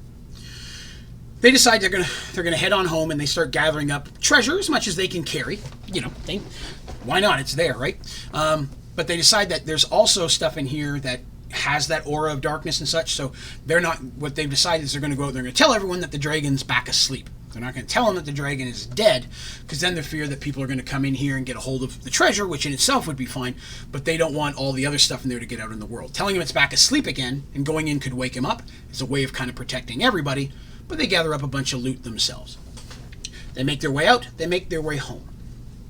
Nyleat goes south, Rafe goes back to his house, everybody starts living their life again, and over the next couple months, Rafe and Michelle are planning their weapon. It's a big deal. There's now hundreds of people that live on his land, farmers and blacksmiths. It's a growing city, and it's a big deal for the city that the Lord, if you will, Lord Firemoon, is going to take a wife. And they're going to be married, and hopefully we'll get some little firelings, So they're planning their wedding, and things are going. And a few months, and they're only about a month away from the wedding, and at this point, it's been about 6 or 7 months since they fought the dragon, the Elder Worm. And Rafe and Nyleat go down to their, they're going to go down. It's their monthly meeting time by the mirror, see how things are going. And as Rafe is walking down the stairs to the secret passageway, he smells something he's never smelled before, a sulfury smell. A burning sulfur. And this isn't normal. He starts hurrying down the stairs. And he gets into the chamber, and he's shocked to find that the room has a faint echo of smoke, like there was a fire in there recently. There's black singe marks all over the ground at the base of the mirror, like something exploded from it. And the mirror is cracked from top to bottom. Not shattered, but just a solid crack with about a 1-inch space between the pieces of glass. It won't work. He can't talk to Nyleat. Bonking his little crystal on it isn't getting Zoltan. Something has happened. Not knowing what's happened, his first thought is, I got to get to Nyleat. Either he may be able to help, or what if something's wrong with Nyleat? So Rafe gathers up the posse, because they were all there for the wedding. Nyleat was supposed to be coming up in the next month for the wedding anyways, but everybody was already there, help prepping. Leaves the people like, we're going to go south, we got to find out what's going on. So they start booking it. Takes them a few weeks to get down there. The wedding's slightly postponed until they get back. Everybody understands these things happen. But they make their way down, and when they get to Nyleat City, even before they get there, they see the problem. Burn marks, crops destroyed, gouts of burn areas like there's been forest fires. And as they approach the city's been decimated. Again, it's not a huge city. There's several hundred homes and businesses that have popped up, but they're just burned and destroyed. And they find a few survivors that are digging through stuff, and they're like, what happened? And they're like, we were attacked weeks ago by a man on a dragon. He attacked the Lord's tower. We saw and heard the sound of battle, but then like an explosion happened, and the whole city caught on fire, and everyone fled, those who survived. And the heat from the Lord's keep, no one's been able to get into it since. It's just so hot and giving like this extension stuff, a sulfury, stinky smell. Nyleat or Rafe recognized the smell. Everyone's been afraid to get there, and we've not seen the Lord since, or his lady that he's currently got living there, and their servants. So Rafe rushes up to the keep. It is very hot and very uncomfortable, but luckily they're heroes. They got some magic items that helps them, and they make their way into the keep. And they make half of the castle's literally just gone. It's like been blasted off. And they make their way up to the top floor, which would be almost Nyleat's bedroom, if you will. Excuse me. And they walk out and they can see out over the land. That whole room has been ripped apart, but it's all caved in, like something smashed in. And on the ground, they find just the burned husk of a body. Rafe, crushed, runs to it, and yes, it's wearing Nyleat's rings. Rafe is furious. His brother has been killed, and he doesn't know why or who did it, other than it was a guy on a dragon. Furious, they're not able to find any other survivors either, but there's bodies that burned all around. They can only say, okay, there's the servants and so on and so forth. They bury his brother, or they bury him somewhere, because they aren't going to take it all the way home. They got to find some stuff. And they start talking to people, and all they know is there's whispers of the Baron. And they're like, what's this Baron person? We don't know, but over the last few weeks, there's talks of the Baron, that the Baron had sent someone to speak to Nyleat, but Nyleat had rejected him, that the Baron was wanting something, but Nyleat would not agree. These are the rumors that went around town, but no one knew exactly what it was, and everyone is afraid of the Baron. All right. Rafe now has a target. I got to find who this Baron is. Starts asking around. Nobody knows. Nobody knows where he's from. Only that the Baron, no other name than the Baron, keeps coming to him. So Rafe says, okay, we're going to go home, gather up some more stuff. I'm going to get some, because at this point he has some soldiers of his own. Like, he's got some stuff. He goes, we're going to take on a guy with a dragon. We may need more than just a few of us. We're going to go back, get some more of our bodyguards and men. We're going to bring a small force. I didn't want to bring them before because I wanted to leave them at home to take care of the town, but this is bigger stuff. We got to do that. Maybe hire some mercenaries as well. So they go booking it back up to their house to see if they can find out what's going on, what happened to the... does anyone know who the Baron is? The wizard says he's going to go off and talk to the other mages, see if he can find something out what's going on. They agree to meet in a certain area. As Rafe is getting to his home, and he's heading that way, he comes across several people he recognizes from one of his farmsteads, and they're on a wagon going the other direction. And he's like, what's going on? They're like, thank God you're home. We were attacked by a dude on a dragon. Rafe's like, what? Literally just yesterday, a man dressed in black with long white hair, or grayish hair, long gray hair, I'm sorry, gray hair. White hair, someone else. Long gray hair, attacked your kingdom and blasted at your keep. And they're like, well, does everybody die? He goes, no. The guards managed to fight it off, but some people were injured and we're afraid it's going to come back. So some of us are kind of going out, just leaving the town a little bit. It wasn't anywhere near as bad as Nyleat's was, because Rafe had a lot more better organized warriors there. So Rafe rushes home. He gets there. There's been some damage to his keep, nowhere near as bad. Some of the homes and buildings have taken some damage. There's a few fatalities, but the biggest thing that they run into is Michael. And Michael, who is the steward, if you will, the brother of his fiancée, is injured. And luckily the cleric dwarf is able to help with that. There's some clerics that live there as well, cleric of healing and such. But he's freaking out because the dude on the dragon took Michelle. They don't know why. He didn't ask for anything. They just smashed in, grabbed Rafe's lady, and took off. Rafe is now even more furious. Whoever this dude is killed my brother and took my fiancé and hurt my people in my kingdom. I'm gonna mess this dude up. So they're gathering up their stuff, their weapons. Which direction did he go? He went to the east. Then we're going to go to the east. They decide they're going to go out and start messing with that. And so they start traveling, and they barely out of town before standing in the middle of the road is the Great Man, Zoltan. And Zoltan's like, we've got a problem. Rafe's like, you're damn right we've got a problem. Why didn't you warn me that this is going to happen? Why didn't you help Nyleat? He's like, I grieve for your brother, but there are bigger problems. He's like, what could be bigger than this? The Baron is out there, and I understand he has your fiancé.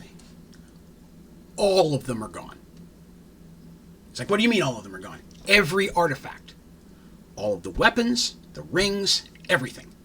For the first time since the beginning of existence of this reality, every one of the magical artifacts are just gone throughout the world. I need you to get them back. Rafe's like, I appreciate your situation, but I got to go mess up this Baron dude because he's got my lady and he killed my brother. And he's like, no, you don't understand. Our goals are one and the same. The Baron has several of the artifacts already, and he's seeking out the rest. If he gets them all, you will never be able to stop him.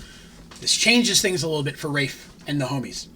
Rafe's like, okay, I have to get out there, and I've got to find this dude, and I got to kill him, and I got to get my lady back, but I'm not going to be able to do that if he has all these weapons and artifacts. So I need to get some as well. So now it's a race. The Baron is out trying to gather these magic and artifacts, and Rafe is out trying to get them as well. By the way, it was a black dragon. I think I said that, but in case I didn't, the Baron is riding on a black dragon. And so Rafe is like, okay, so they kind of go, and him and the homies, I don't have another name for his party, I apologize. We're just going to call them the homies. Him and his friends, the mage, the dwarven cleric, Smalsy Surly the rogue, Thickaway, and Tabork. All of them are like, okay, there we go. And Michael's like, I want to go too. And they're like, no, Michael, you don't know how to fight. You know how to keep the house clean. You stay here, get things building, you get stuff going. I'm going to get your sister, and I'm going to bring her back. So they race out there, and they're doing all that kind of business. And they're going around the world. So they're having to go to places they've done before. Now, again, on their earlier adventures, they made a lot of friends and allies in different kingdoms. They saved this kingdom. They helped defeat this bad guy. So everywhere they go, in most areas, they have people who are like, we remember you. You're in trouble. We want to help how we can. We will give you supplies. We will point you in this direction. In this spot, you're in the continent where the elves are. Group of elves are going to go with you. So they got an archery group, and they have to fight monsters and things to get back these artifacts because they're spread out all over the place. The problem that they're running into is that occasionally when they show up at these areas, the Baron has already been there. He's already attacked these group of people. He knows where they are as well. Sometimes by the time they get there, the Baron has already taken those items. In a couple of situations, they get there at the same time as the Baron. And the Baron, again, dude, long gray hair, black robes, clearly a magic user. He's a mage of some kind. He's controlling a dragon. The dragon itself, very big black dragon. They never see Michelle. She's not there. He's not like riding around with her on the back, so he's got her somewhere. But there's times that they fight, and they battle over stuff. And in every situation, they're almost always outmatched. If it wasn't for the few artifacts that they have and the fact that there's more of them, very often it just comes to a standstill. And if it looks like there's a chance he might leave, the Baron just takes off. He never stays. Rafe wants to go after him, but usually if Baron leaves, that means there's an artifact there he didn't get. Rafe and them have to finish getting that, and then it's a search again. So a lot of times they're chasing the Baron around the world, trying to get these different artifacts. So they, again, with their friends, they've got ships, they're crossing oceans, they get to the dwarves. They find out that the dwarven continent is down in the very south of the world. It's literally just, imagine if you would, the Australia of mountains and dwarves. It's just a small continent of its own, very mountainous, right out of the ocean. It's just mountains and rocks. Not really good for farming or anything, but it's the home of the dwarves. They live within the mountains, at least through the northern top of that. The southern part is even more barren. Barren, I just got that. Because that's where they find out, through people they've talked to, that that's where the Baron is. The Baron has some type of keep or fortress there. That's where they assume that's where Michelle is. After gathering up the artifacts that they have, and with occasionally getting from Zoltan, Zoltan's like, okay, that's it. You've got a bunch of them. He has a bunch of them. There's no more out there. You've got to go get the rest back, but the Baron's the one that's got them. You got to go whoop him, get your lady, and bring me back my toys. And so Rafe are like, okay, cool. That's where we're going to go. Can you magic us there? He's like, no. And Rafe's, really, it's the closest he's come to just slapping the heck out of Zoltan at that point. Because he's mad. He's like, why not? He goes, I can't directly interfere. He goes, this isn't directly interfering. You're just getting me there kind of thing. He's like, I can't interfere, and something is stopping me. Rafe's like, what do you mean something's stopping you? He goes, something is blocking me from going there myself. I can't even go to that continent right now. Something is blocking me, and the gods are not listening to me. I've reached out, and none of the gods are answering my call. Neither are any of the other six, the rest of the seven. I'm not able to make contact with any of the gods or demigods. Something is keeping me from getting where that is. I don't know who or what is helping the Baron, but whatever it is powerful. I don't know if he's doing it or if it's something he's working for. You're going to have to get there and take care of this. Irritated but understandable, Rafe's like, okay, fine. They get a boat. They start sailing down to that thing. Now, luckily, they get there. The dwarves are the one area where it's deep underground. The Baron hasn't messed with them at all. The dwarves probably the most well-defended position. Again, no one even goes there anyways because it's all rocks and mountains unless they're trading, because the dwarves do trade. But they've been there before to get artifacts the first time, and they know the Thane or the king of the dwarves. And they explain, yes, we know that there is a castle that literally just almost like overnight, I keep waving my arms and you can't see them, just overnight appeared. I mean, it could have been there longer. We're not over there all the time, but our guards just happened to see the shape in the day, and they went out there, and there's this keep on a mountaintop. And lights and fire and things explode from it regularly in the night. And none of us are willing to go close to it. It's not on our lands technically. Better left alone. We're dwarves. We stay to ourselves. We don't mess with it. Rafe's like, fine, can you get me there? They're like, of course we're going to help you. You helped us way time ago at the thing and the stuff and the doom. So of course we're going to help you.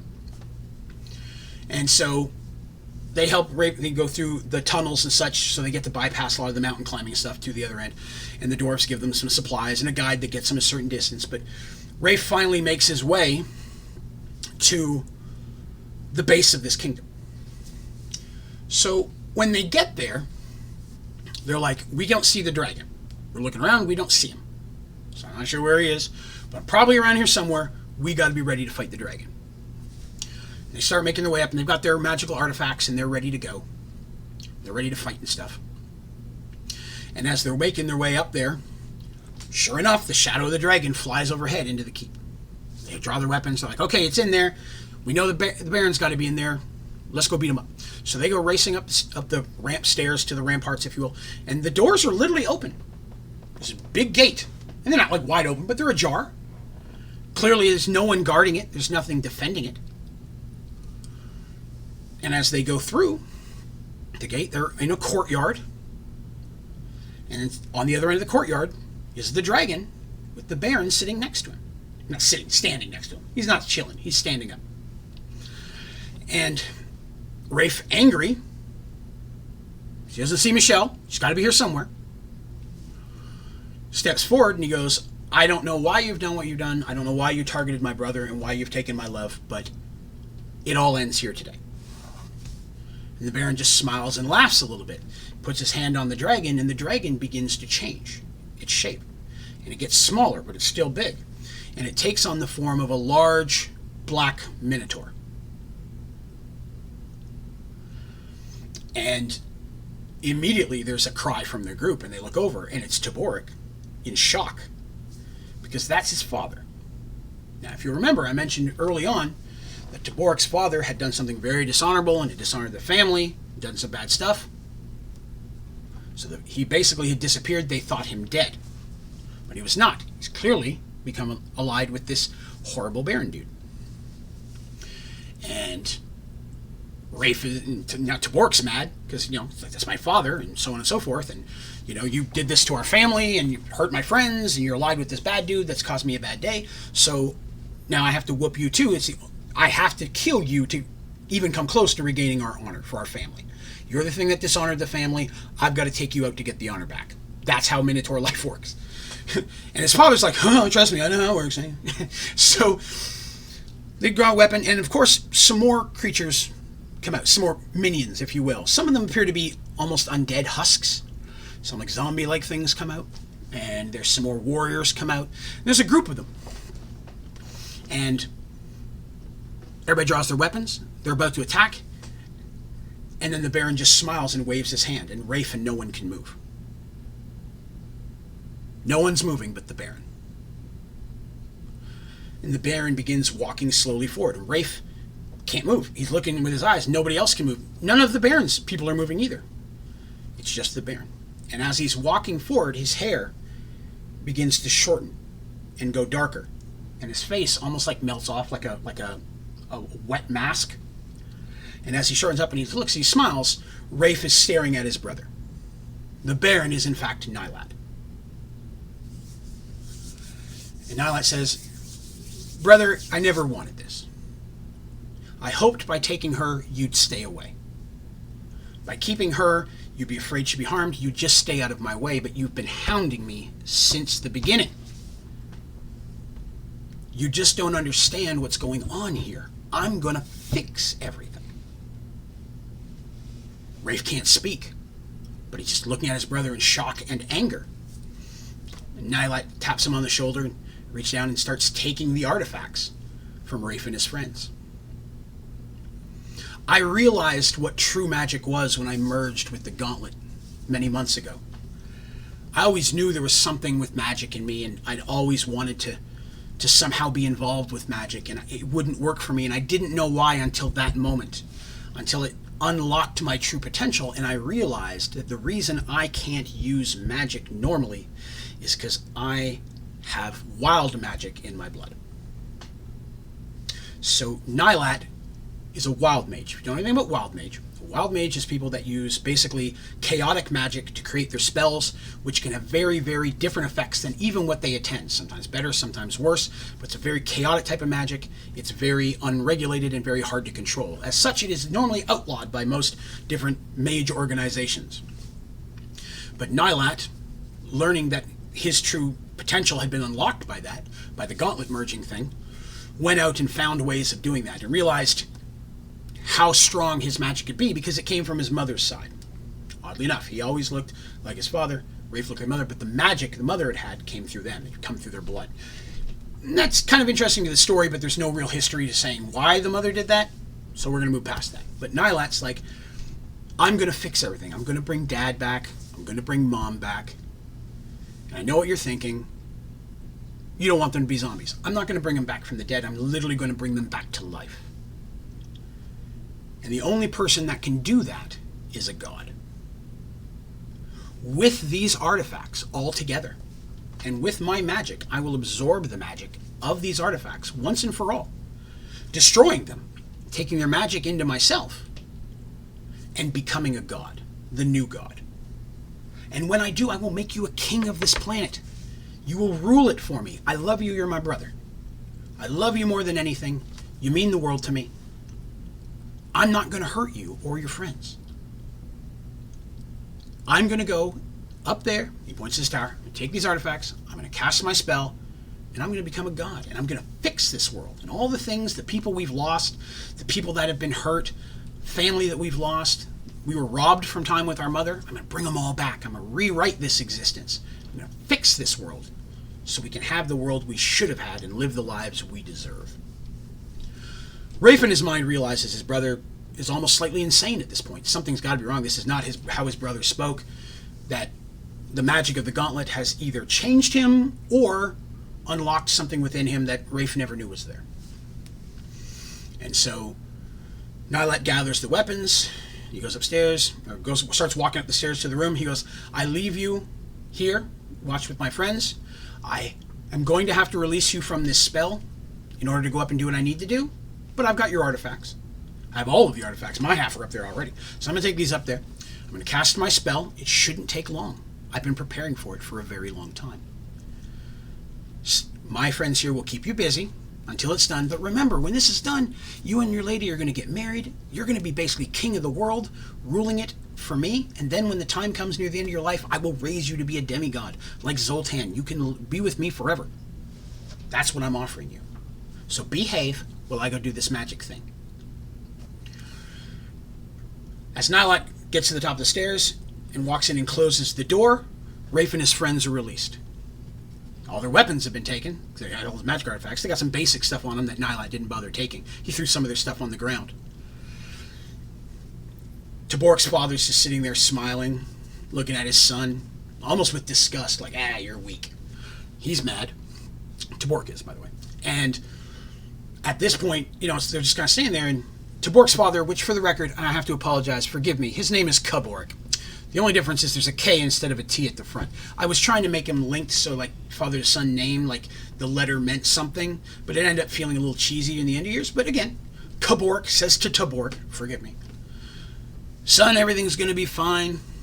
Once Nyleat takes care of everything and changes the world, our honor will be back. It's like nothing happened. We're going to rule the Minotaur Isles. We're going to be fine. We're going to rule all the Minotaur kingdoms. The southern seas are going to be ours. The dwarves on this rock, they're going to work for us. Rafe gets all the other stuff up north, but I get the south. That's the deal that we made. you and your mother and, everybody will be fine. Tabork, angry, you've taken our honor and so on and so forth. There's an exchange that was very well written at the time, but was lost in the water flood that I had in my basement, so I don't have the actual wording now. I feel bad for that.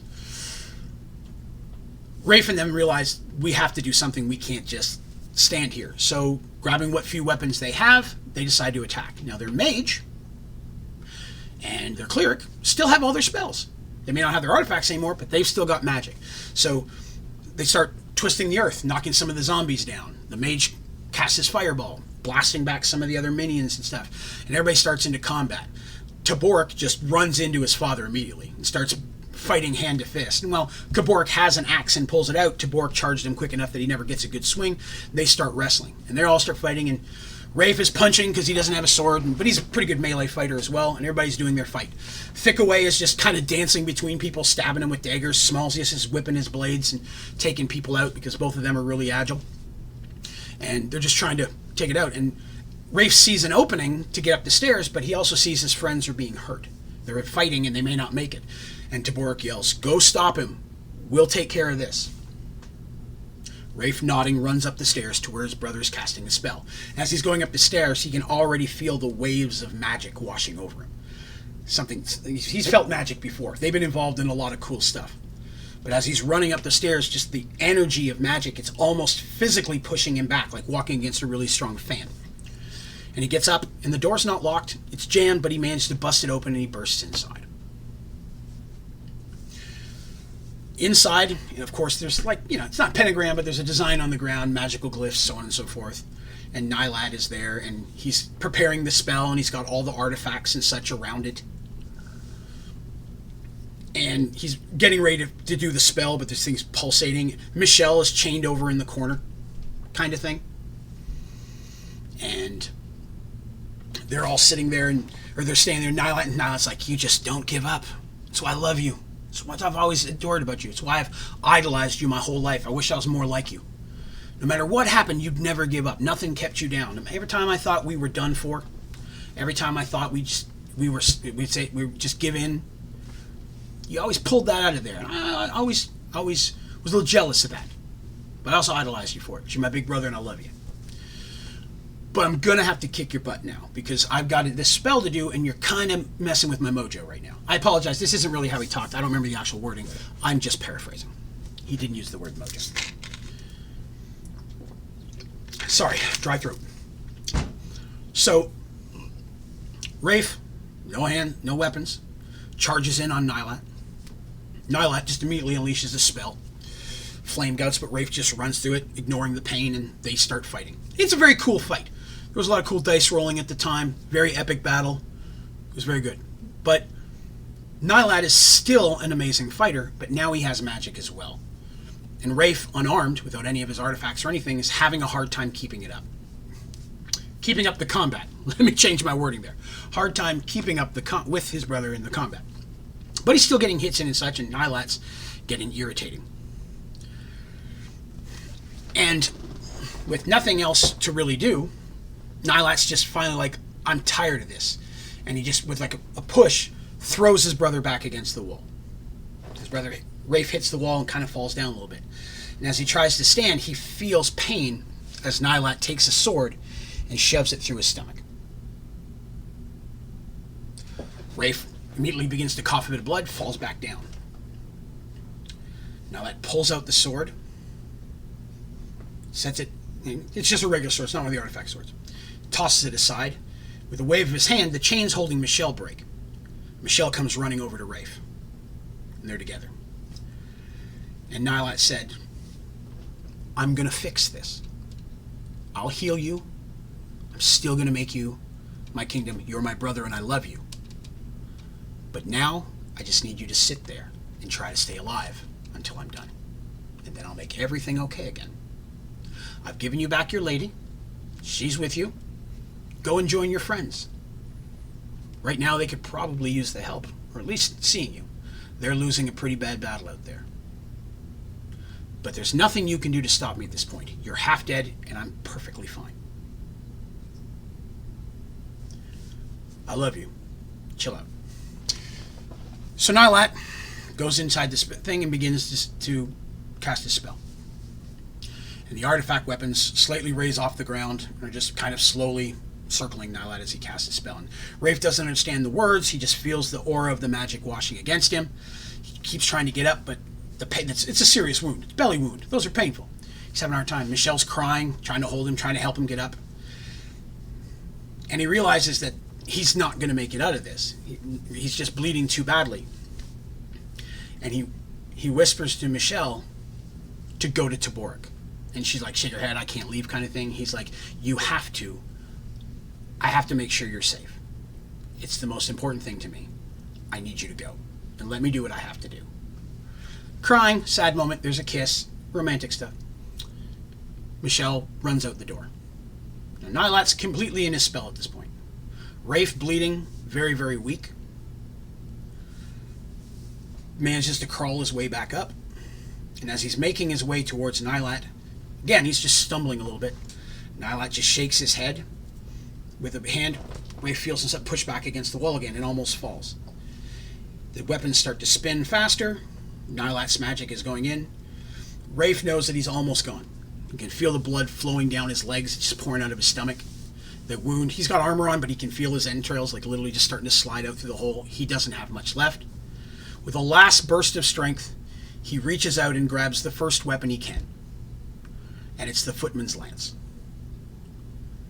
And then throwing his entire weight against it, he jumps into the spell.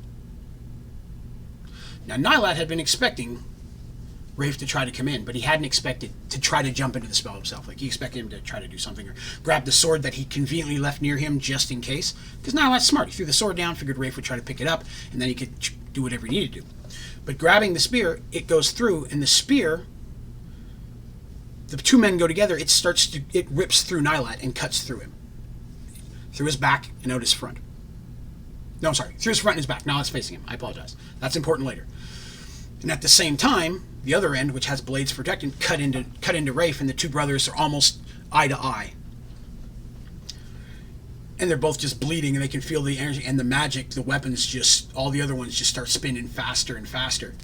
And Nyleat's like, I don't understand why you wouldn't let me make it better. I don't understand why you'd rather us both be dead. And Rafe said, because I love you so much, I can't let you become what I see before me. And the two men hug, basically embrace, as they start to fall to the floor, because their lifeblood just rushing out of both of them. And as Nyleat begins to fade and Rafe falls, the spell breaks, uncompleted. And in that moment, every artifact, every bit of magic in the room explodes. And the energy just starts to surge out. And this is where we get to kind of what brings the name of the entire story. Because in that moment, existence as they knew it ceases to exist, and the entire universe explodes into matter. In a millisecond, all that exists is gone. And just as quickly comes hurling back together. And as the world and the universe reforms, chunks of worlds are grabbed and thrown together and hurled and smash up against each other. And all goes dark. And then there was light.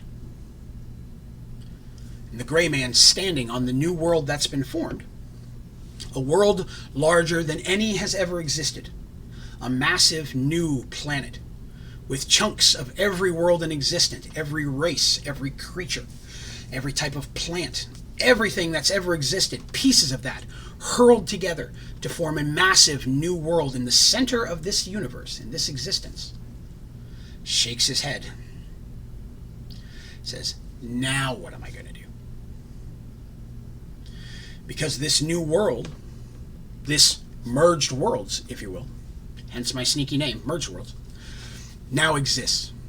And on this world, if this world was flat, it's not, but if it was flat, you got on a horse and you went from one side to the other, You did not stop to eat, sleep, go to the bathroom, nothing. It would take you years to cross it. It is so massive.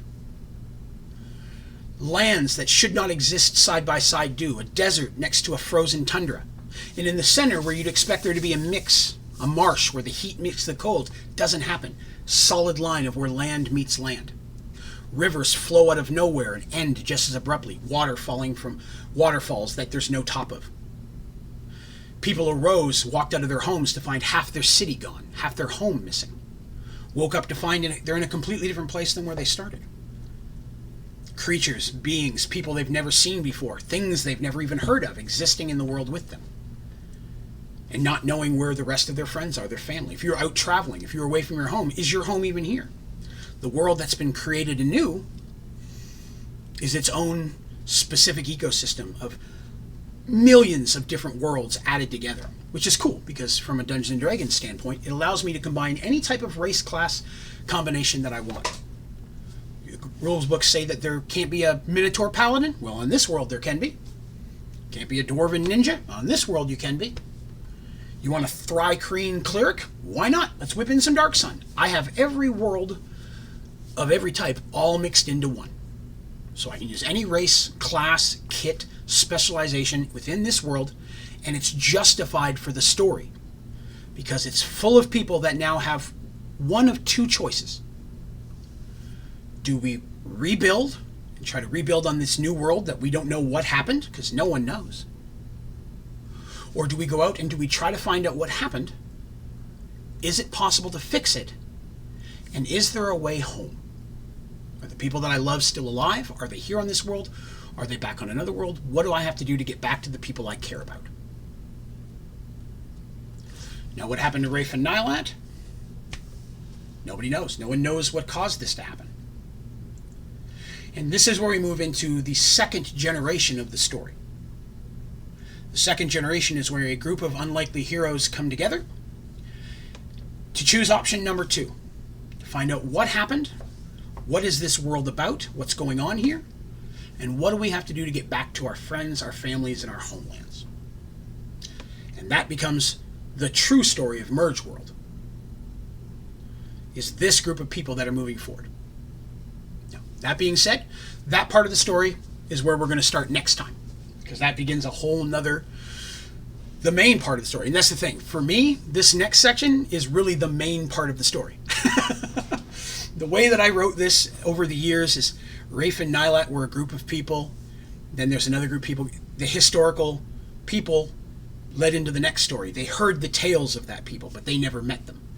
Each one continues on, different generations. And so the next part of the story tells about the next group, if you will, and what they have to do to try to, I guess just quantum leap, find their way home. Can they fix the worlds? Can they bring back existence to the way it was? Hell, how did it happen to begin with? Because for these people, the world just suddenly ceased to exist, and now they're in this new one, and they don't know why. So on the next story time, next Mergeworld story time, we're going to step into the next phase, which is our next group. We'll go into them. There's a lot of really cool characters in there that kind of become our primary ones moving forward. And it's actually a group of like 8 to 10. There's a lot of people, and there's going to be a lot more. Yeah, the gray man is having a bad day. That's correct. That's right, Matthew. But that's where we're going to move into next. That was very interesting. Thank you, Zeke. I appreciate that. The story's really important to me. Like I said, I've been writing it for a very long time. The point we just got to right there, that was 1995. That's when I graduated high school. And there was some stuff in between, and we get to the next group, and that's going to jump almost 5 to 10 years later because there's some middle stuff that we'll find out later. But the story itself will continue. And again, it would take hours upon hours for me to tell all of it. There's so much more. I'm literally scratching the surface.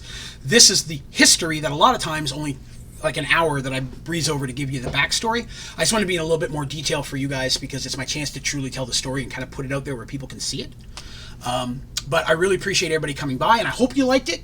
I hope you'll consider coming back. I think I'm going to try to do this every other Sunday, unless, it just starts doing real well and people really, really want it more often, then I might try to do it every Sunday.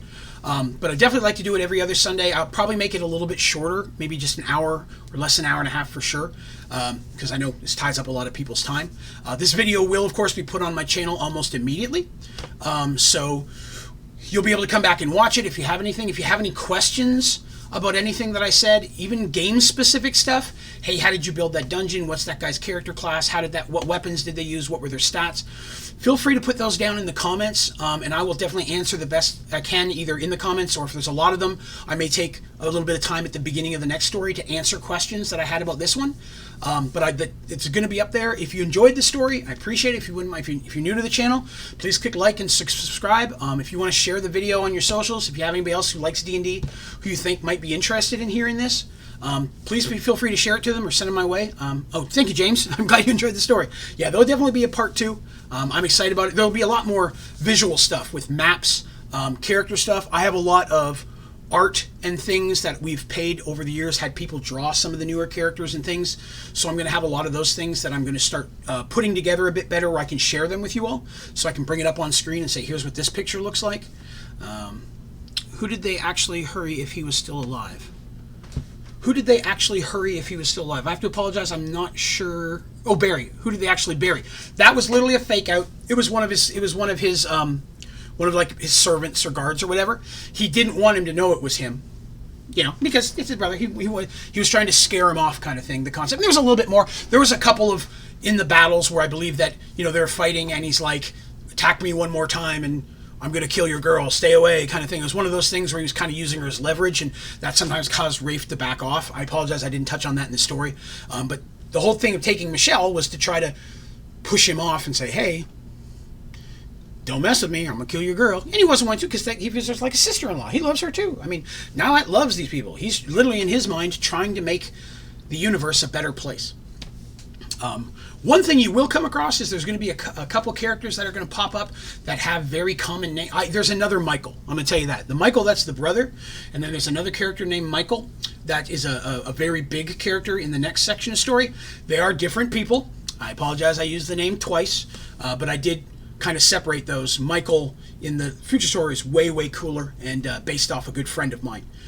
So I kind of based him off the guy that I know. So I ended up using the name twice. Because the first time it was just a name I used, but I really wanted to use, in my mind, my buddy as part of this character. So I used him for the Michael in the later part of the story. So if you are watching it in the future, it is a different Michael. There are 2 Michaels. I don't use any of the other names. But I do occasionally bring in known characters from some of the different worlds. Like Dragonlance Forgotten Realms. You may see names that if you've ever played those games, you might come familiar with them. Clearly it's not canon to their stories. If I've stolen a character and brought him into mine, if I ever wrote it out, I would probably fix that.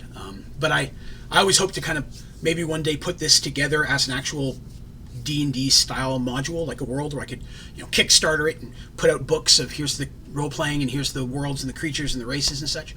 But yeah, they buried just a miscellaneous person. And that's why they never saw the Baron fighting with Nyleat. They just heard signs of battle. It was all a fake out because Nyleat's a fighter, mage, thief, and he kind of dropped the fighter thief and went primary wild mage. And wild magic becomes very important to the story as we move forward. I love wild magic, and there's even some psionics later on. So there's a lot of different stuff. If you like D&D, there's a lot of that. Again, I've got pictures of castles, keeps. I could put up on my wall a map the size of a blackboard that I've drawn out on paper over the years. That's sections of the new world. So there's a lot of stuff like that and more detail of the world that I'll get into. Same as I might eventually do little short videos that I'll call Behind the Dice, something about, where I talk about just mechanics of the story, where I can say, okay, here's the classes, here's how they're, you know, custom-made classes I've made, specific type of armor, weapons, where I can share that with people who want the real D&D side of the story, who aren't, you know, so that way the people who are here for the story aren't seeing all of that technical stuff. So, that being said, I have jabberjawed for almost 2 full hours at this point. And I really appreciate everybody coming by. And like I said, if you have anybody you think might enjoy this type of thing, please pass it on to them. I'd love to get feedback from you as well as them and anybody who likes it. I will be streaming some more Minecraft tomorrow. We'll be jumping on probably around 8 p.m. Eastern. on Monday for our regular D&D stream, so definitely keep an eye out for that. Swing by if you've got some free time. Again, like and subscribe if you haven't. And a special thank you to my members, people who have my memberships. James, I appreciate you being here specifically, as well as Richard, and we got a couple of you guys. I appreciate you guys joining into a membership and being part of that. It does come with some cool little perks. If you're interested in finding out what comes with a membership, you can just click the little membership or the little join button on my page. You get some special, if you look in chat, you'll see James got the cool little 20-sided dice icon with a number in it. This is how many months he's been a member, as well as the little specific emojis for us. Most of the emojis I have right now are Minecraft based, but I'm going to have some more D&D ones in time. So I'm going to be adding more and more perks to that as we go along. But thank you very much, everybody, for watching today. I think I'm going to call that a day. A fond adieu. And I'm going to... yes, there we go. James posted a couple of my favorite ones. I love the OMG one. My friend Shadowcast makes those. She does all my art on my page under other cool channels. She's on there. Shadowcast Art. Definitely click on that. If you ever need any commission arts or emojis, she does great work at great pricing. Thank you very much, all of you, for watching today. This was really important to me, and I was hoping it would go over well, and I really feel like it did. And I appreciate everybody being so involved. And I really look forward to sharing more of the story with you here in a couple of weeks. I'll post a link up to it early, so if you want to set a notification or reminder on there, you'll be able to do that. So I'm going to call it a day. Thank you very much, everybody, for watching. I appreciate it. You have yourselves a great day.